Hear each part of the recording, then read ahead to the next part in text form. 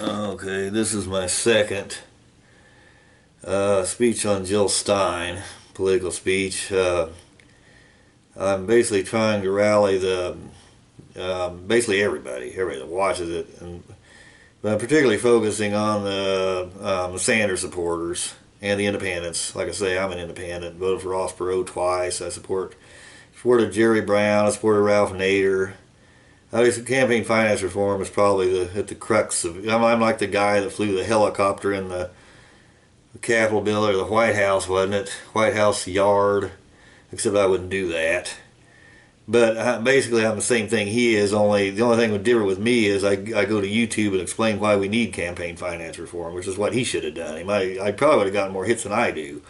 But I'm not going to fly a helicopter or whatever that was, a crop duster, whatever the hell that thing was, into the White House yard, and go to jail. It isn't worth that. But anyway, I'm trying to rally people with it. But the two people, obviously the best person, Jill Stein. Well, I've learned quite a bit about her. I know a little bit, but it's awfully in a mess here. I don't know if I can get through it or not, but I think she's better. She's better than Trump, I think. She understands things better than Trump. She understands the corruption. She understands the kingpins in it and the people that are involved in it, who they are, what corporations, so on, how they work, the revolving door and all the gerrymandering and everything else. She seems to really understand these things, and she also seems to have an ability to understand high technology and how high technology can work against campaign finance corruption. Where I don't think Trump understands these things, and if he did, he might be willing to implement them. But one thing I heard her say is she's talking about the voter first or second choice. It has to do when someone votes independent. They put their first choice down as the independent candidate, and their second choice would be like Donald Trump, or who you think's better out of the two candidates who have the biggest viability or the biggest voter support, according to the polls and everything, which would put people like Nader would have won where he didn't otherwise, and Ross Perot would have won. I'm sure Perot would have won. We probably would have campaign finance reform by now. We probably have the standard of living that we had in 1958, the standard of living that the working class had and everyone else, top to bottom. And like I say, Warren Buffett would have had more money. He'd have the two tallest buildings in the world again, higher than the one in the United Arab Emirates, taller than that one, and so on, more wealth in the country. Yeah, than like we had before. That's just my theory, and probably even more than I'm even guessing. But but a lot of this underground stuff is like, when you watch football and everybody talks about the passing game and the running game and all that, and I don't know that much about football, but when Tom Osborne used to coach, I was noticing down it on the one. Well, I noticed every time they did that, most of those teams, college players weren't good enough that they ever made it much farther than the 55. If Tom Osborne downed it on the one. But nobody ever thinks about, field position, where you're going to down the ball. But these are things and it's the same thing with this high-tech stuff. People don't realize what it can do to fight. And I bet there's a lot more that you can use these high-tech things to fight corruption. But one thing she suggested would be that's anything to do with high-tech, but that voter first and second choice. If they could get that through, and a lot of things Sanders did too are going to help with letting the independents vote, and in all the states and stuff like that. I don't know if he got that or not. I doubt it. But anyway, if she's aware of this, but there's other things too. Like for example, David Bratt actually won. He was a Democrat in the House of Representatives from Virginia.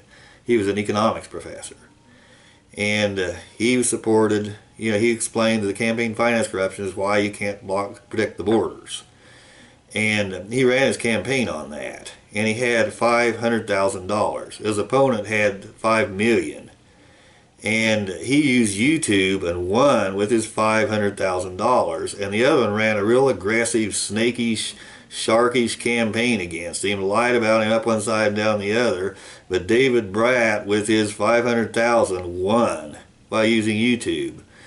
Well, I mean, how many other things can we do like that? And I think Jill Stein's the one that's more apt to understand things like that. She's more apt to give the Supreme Court a litmus test to make sure we get people in there who support campaign finance reform more than Donald Trump, probably.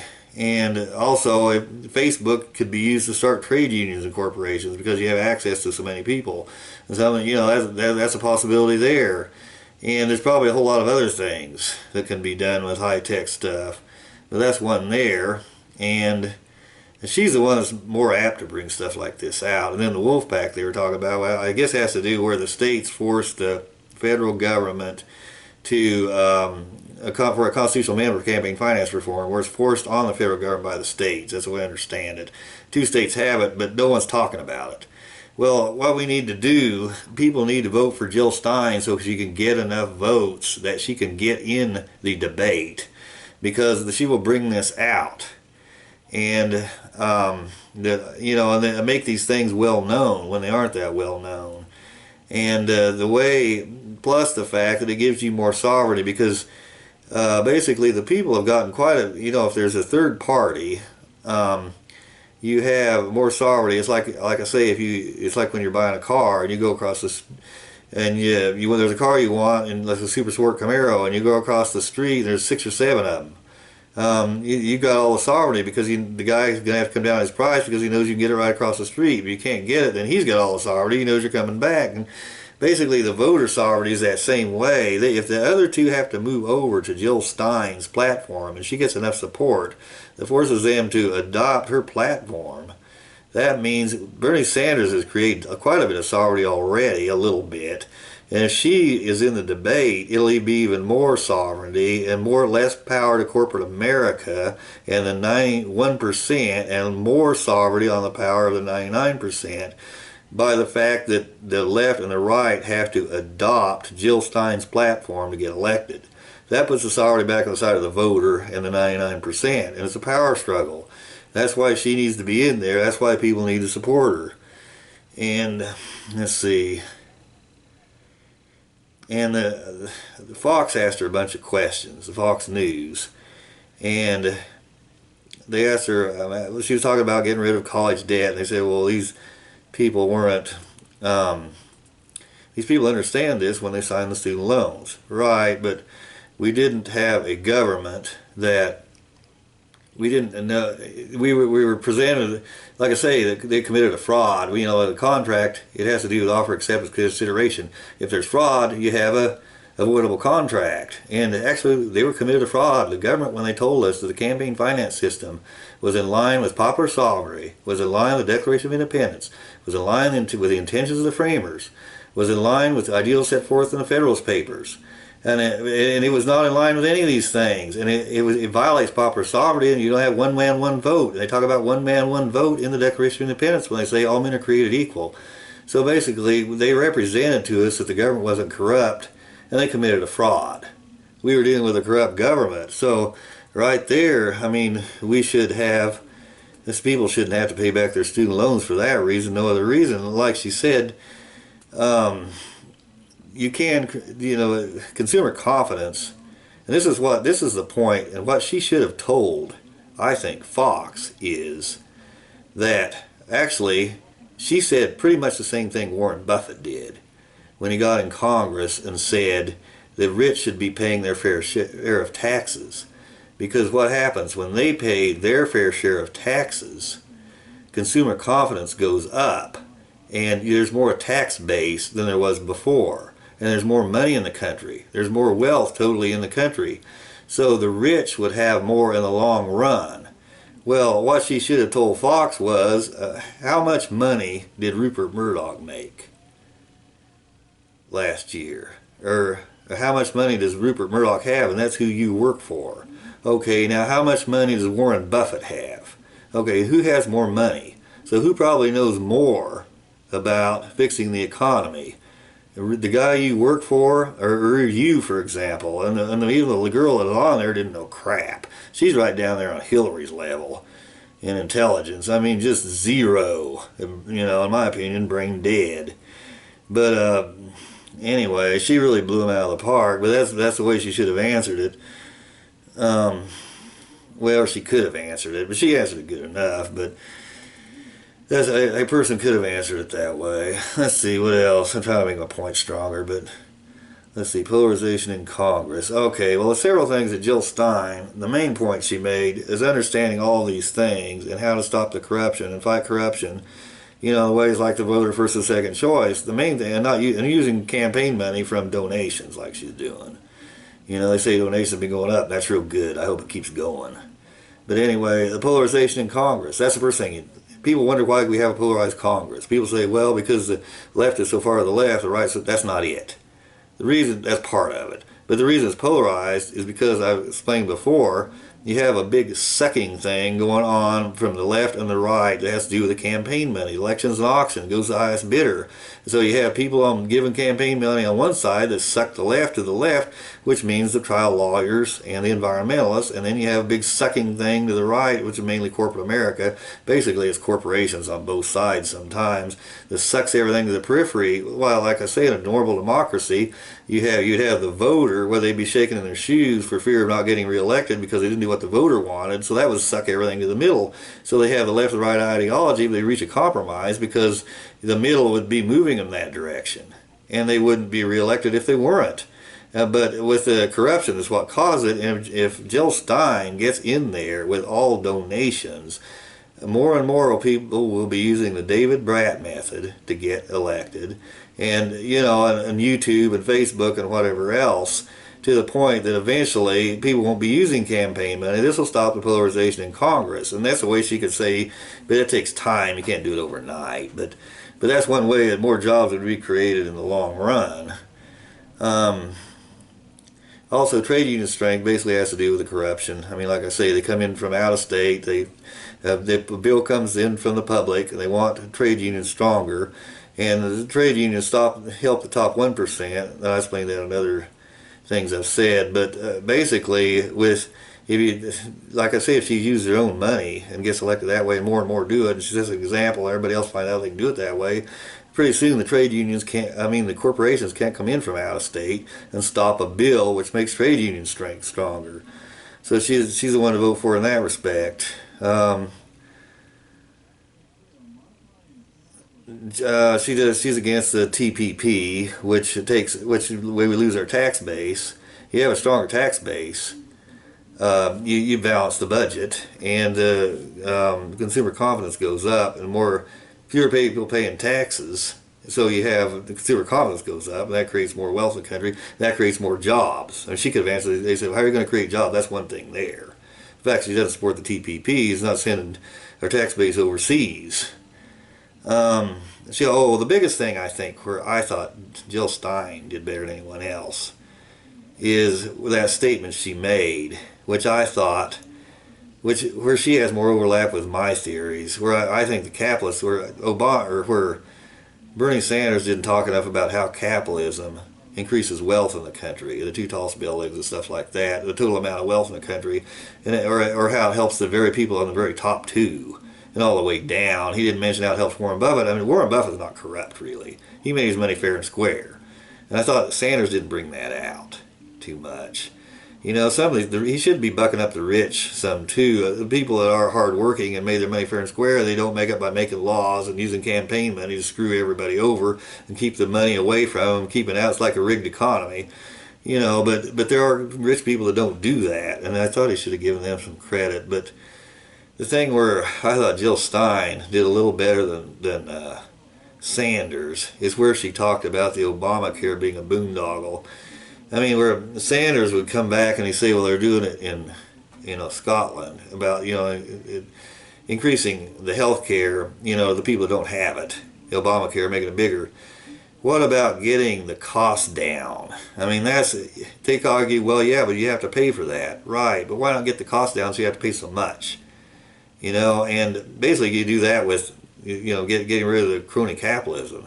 With getting, so everybody's coming in like she is with their own campaign money, and that way the pharmaceutical industry, you can stop the copyrights and trademarks on drugs, so you increase competition there.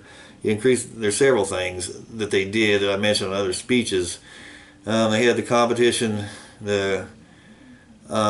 increased competition with removing and letting non-traditional treatments and letting people go to Canada to buy drugs, and there's probably a whole lot of other things you could do too, that the lobbying stops, and the crooked campaign money. Well, if you get these down, then you decrease the cost, and so the taxpayer doesn't pay as much for these things. And this is what Sanders never said. But I like the way she talked about it being a boondoggle. It's because it has to do with, they said it was done behind closed doors, which means that someone's making a lot of money off the Obamacare. They're making, where they shouldn't be making it, and where it's corrupt, and it has campaign finance corruption influence going on, and so it's inefficient. And it's a lot more inefficient than it should be. And like I say, if they were selling drugs overseas and they had realistic prices and they had technological advancement and incentive for it, they'd have a drug that is far more advanced, and everybody in the world would be buying them from us. And then they'd have more money probably in the long run, and we have more money. And it wouldn't take so much taxpayer money, and you could balance the budget. And plus, people wouldn't be losing their house, paying for their health care, and their drugs and stuff. And they'd have consumer confidence to go up. Then all that creates jobs. And that's another way she could advance it, about creating jobs. But I thought she showed more insight on that, the getting these costs down and the inefficiency and the corruption, which the corruption causes, and the crony capitalism, and getting back to real capitalism, and using the kind of real capitalism that worked back in the 70s or 50s and 60s. Also, I brought up the thing about with the Hillary thing. But the Chink brought up about the Tesla, where they stopped technological advancement with campaign money, and they stopped the sales of the Tesla. That stops technological advancement, and that stops, they don't have as much from the military either, because they could use the technological advancement for that they did with the Tesla, solar power cars, stuff like that, for the military, and, like I say, solar powered drones, whatever. But it has to do with, being technologically ahead of other nations. And she's more apt to stop that than Hillary. I guess I've repeated that several times. Anyway, the only other main thing about Jill Stein, also she needs to be in the debate because she brought out a lot of things about Hillary that were dishonest. And I think the public needs to know them. And and the other thing, they talk about the student loans. They said, that girl on the Fox, it said something about, where is that? Hoodwinked. That's the word she used. Well, these students weren't hoodwinked. Yeah, but that girl on Fox doesn't understand contract law. Because essentially, fraud is a reason that you could have avoidable contract, and the government committed a fraud, essentially. And if this was on, let's say, the People's Court, let's say that Uncle Sam, and this is just a hypothetical case, but the point I'm trying to make, if Uncle Sam went against a student, he'd probably get damages he'd get his loan canceled, his debt would be canceled, and he'd get all the money that went into the debt, and he'd get damages for the time he spent in college and all the work it took, the time and the amount of work it took in college. You get damages for that, probably.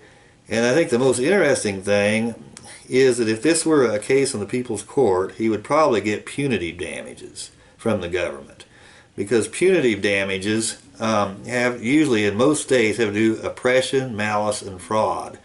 Well, if they signed the NAFTA treaty and the GATT treaty after Ross Perot made it perfectly clear that it was corrupt, and it was put through by campaign finance corruption and their power of the government with corrupt influence, and they signed that and willfully sent it overseas, then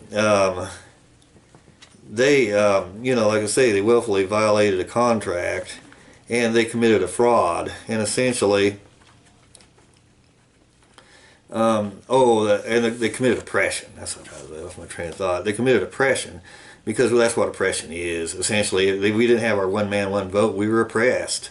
And so there would be punitive or exemplary damages on top of that. So, I mean, the students just getting out of their loans, they're not getting everything they deserve from that government. They should get all those other things if it was really fair, if you go by British common law, British common law is very fair. But anyway, but it's just hypothetical, so why bring it up? because it shows how corrupt the government is and how unjust it's been towards the people, and why the people need to get up there and vote for Jill Stein and get rid of some of it. And I guess that's all I got on that up to this point.